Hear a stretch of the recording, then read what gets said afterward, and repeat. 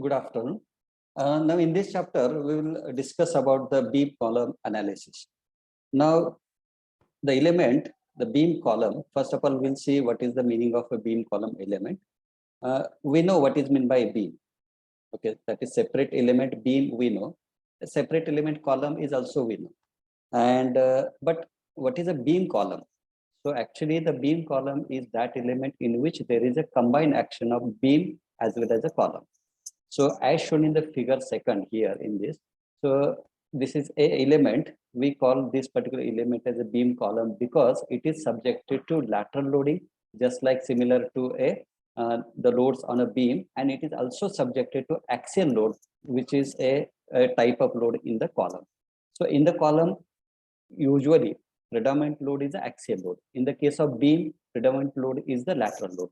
And whenever the combination of the load is acting on the element, that is lateral load as well as the axial load, then it is called as a beam column element. Now, the analysis of the beam column element, analysis in the sense, so whenever it is subjected to combined loading, axial plus the lateral loading, then how to find this deflection, as well as how to find the slope. So that is the meaning of the beam column analysis. Now this beam column analysis, that is the equation for the slope and the deflection at any point. So it is done by the same, the procedure, what is called as a moment curvature relationship. So moment curvature relationship in the sense it is EI into d2y by dx square is equals to minus m. So this is the moment curvature relationship or the equation proposed by the Ehlers-Bernoulli's theory or Ehlers-Bernoulli's equation. Okay, now before to go for detailed analysis, first of all, the behavior of the column. Okay, so behavior of the column. So column, basically it is subjected to axial loading. Okay, so columns, there are two types of the columns. Either it is short column or it is a long column. Whenever a short column is there, so in the short column, hardly it buckles. Okay, or we say that there is no buckling in the short column. But in the case of long column, that is whenever there is a slenderness is there. So L effective, that is L effective divided by B. When this ratio exceeds 12, then we call this as a long column. So when the long column, predominantly there is a buckling of the column. Now to find the buckling load of the column, it is little bit critical. Okay, it is little bit critical. So there is no exact analysis to estimate or to determine the buckling load of the long column. So buckling effect is very, we'll say it is a critical effect in the case of the column, the long column or the element.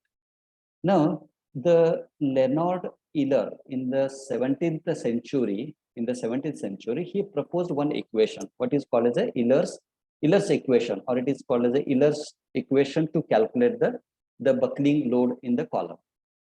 So here, this is the equation proposed by Euler in 17th century, and this is also called as a Euler's crippling load. This equation is also called as Euler's crippling load equation. So it is pi square EI divided by EL effective square. So this crippling load or the buckling load of the column depends directly. So with a this thing effective length of, or depends on the effective length of the column. So it is inversely proportional. As the effective length of the column increases, the buckling load, effective length increases, buckling load is going to decrease. Now, what is the effective length of the column? So effective length of the column, its definition is that portion of the element between the points of zero bending moment. Effective length of the column depends on the end conditions of the column.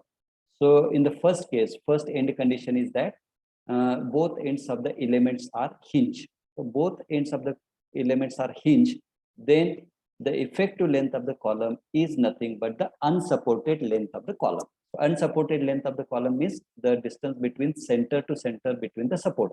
So this is called as a unsupported length of the column. So this is also the effective length of the column. So if the both ends of the columns are fixed, then effective length of the column. So these are the points where the bending moment is 0. So this is known as the effective length. This is called the effective length. So in this case, effective length is given by L by 2.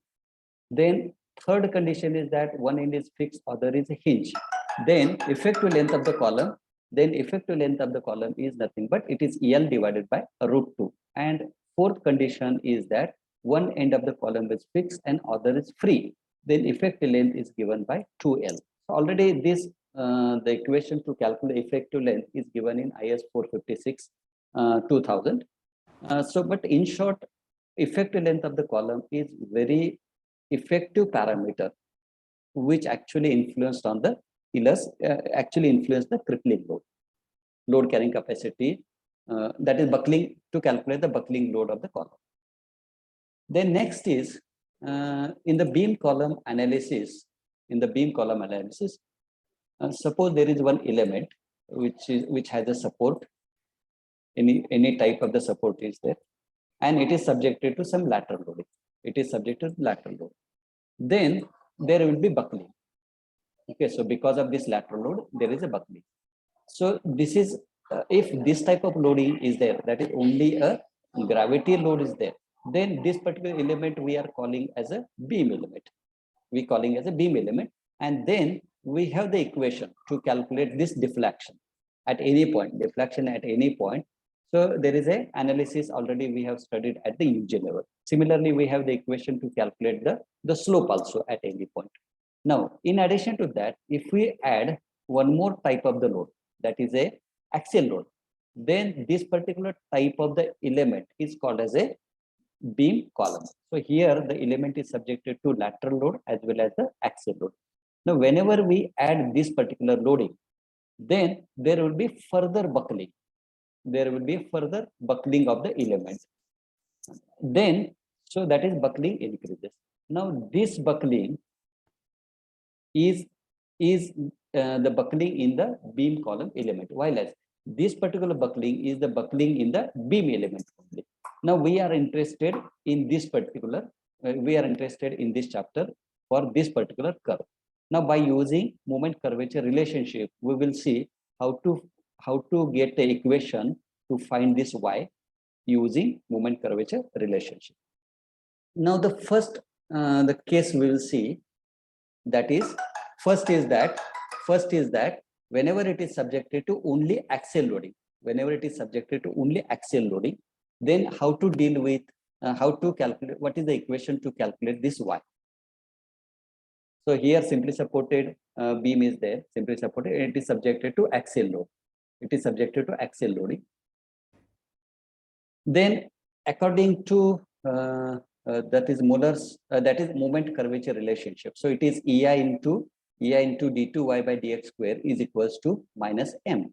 So m is nothing but bending moment at any section. Now consider one section here. At a distance equal to x. Okay, at a distance equal to x.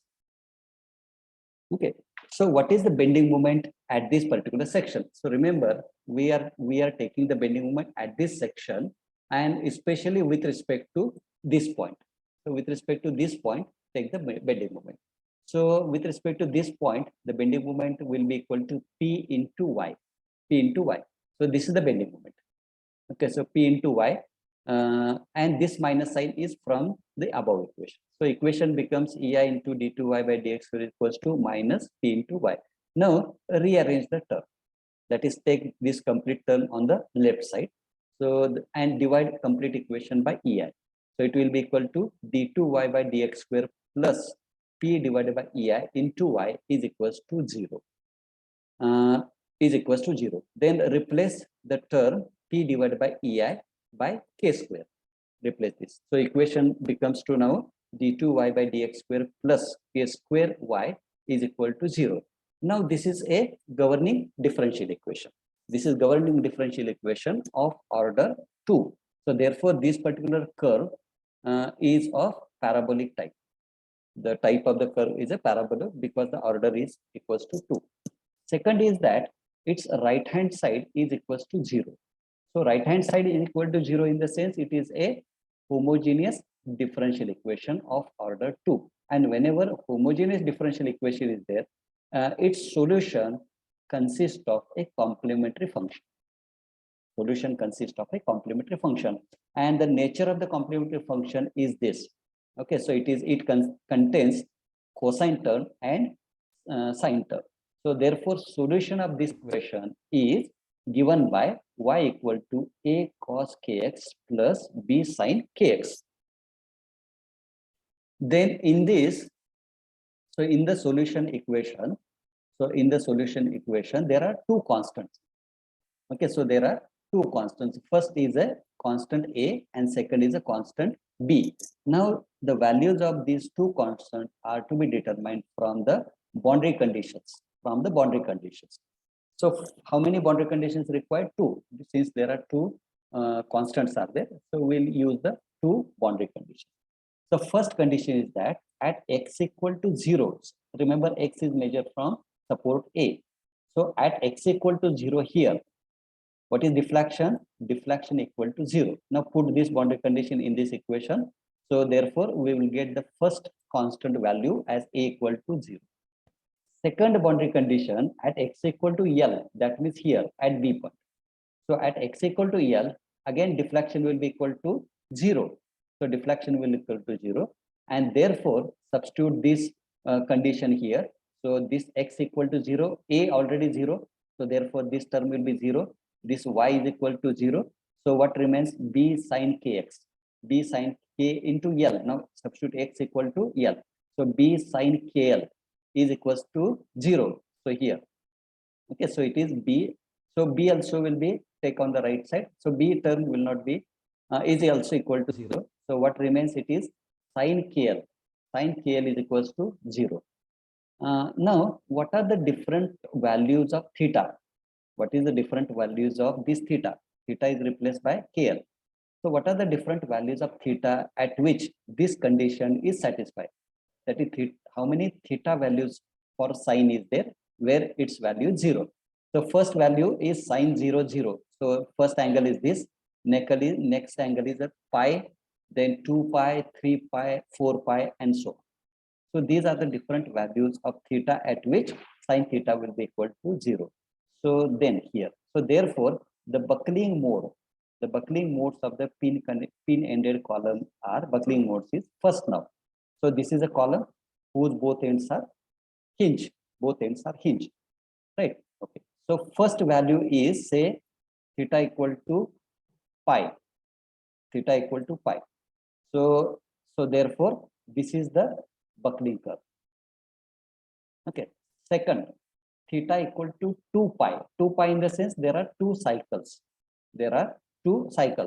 Okay. So here this is the, so for 2 pi this is the mode shapes. This is the mode. So there is two cycles. So this is the one cycle. Okay. So this is a half cycle. It is 2 pi. Na? So this is one cycle and this is the second cycle. Okay. So it is for 2 pi value, this will be the curve. Then for 3 pi, okay, 3 pi in the sense there are three loops. Okay, so this is the one loop, this is the second loop, and this is the third loop. Third loop is there. Okay, so here this distance is equal to L. Here this distance is equals to L by 2, and this distance equal to L by 3, and so on. So next value is 4 pi. That means in the buckling curve there will be four such loops will be there. So this is a buckling mode of the pin-ended column. Now the load carrying capacity, whenever there is a single loop is there, whenever only there is a single loop, then this is the equation proposed by Euler. Okay, already this equation is above here.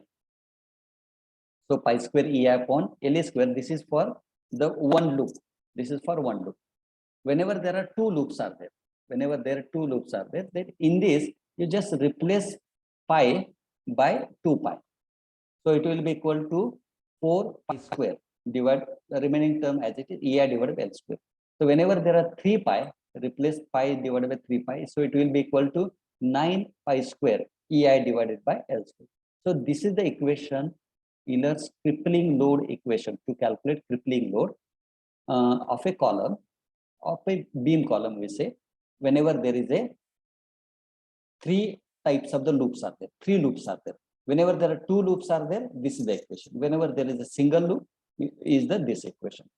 So all these are the buckling modes, different buckling loads when both ends of the columns are a fixed, both ends of the columns are hinged.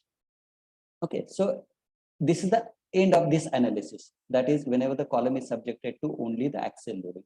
And then second is, suppose there is a ends of the columns are both are fixed, The same equations are there. Same equation, only change, you make the change here. So replace L divided, L is equals to what is the effective length for the column whose both ends are fixed, it is L by 2.